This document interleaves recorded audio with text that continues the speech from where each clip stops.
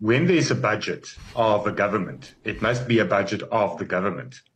And this fiscal framework and the budget in totality was not a budget of the GNU. And that's the first problem. And the problem is that it's wider and more intrusive than only the budget. It's about a program of governance that has not been formulated. So there's no economic policy of the GNU. There's no foreign policy of the GNU. And that's a problem. But it's a problem that can be addressed, we believe. And we believe that this is growing pains. It's a difficult situation where for the first time, there's no party with a single majority, and where the ANC has to now adapt to a situation where they are not governing alone. But with regards to the fiscal framework, it was very technical. How can you vote for something that says that it approves the fiscal framework conditionally?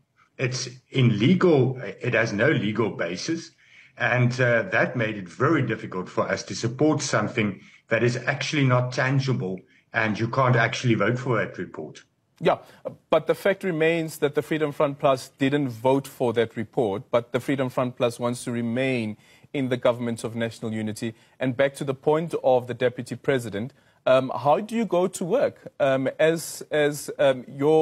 former leader, for instance, is the Minister of Correctional Services. How does he go to work? Continue to be a minister, but his political party that he is with didn't vote in favor of the fiscal framework.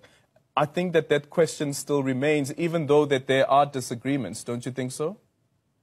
Well, once again, the problem is with the budget that was not approved by the GNU partners, that does not take all the factors and all the suggestions and policy stances of the GNU partners into account. It wasn't formulated by the GNU. So no, the problem isn't the parties that voted against the fiscal framework. The problem is with where it started. And the situation that we were placed in by the ANC, unfortunately not adapting to the fact that they are not governing alone, and they should come to terms with that. But once again, this is with regards to a fiscal framework that said that there's support for it, but conditionally. What happens if that condition is not met?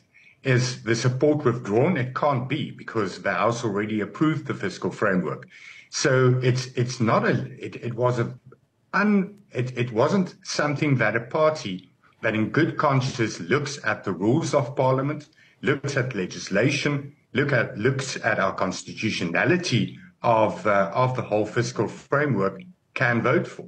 There was a very big problem with it and with the formulation thereof. And then it's not about going to work and still being a minister and still being in the GNU.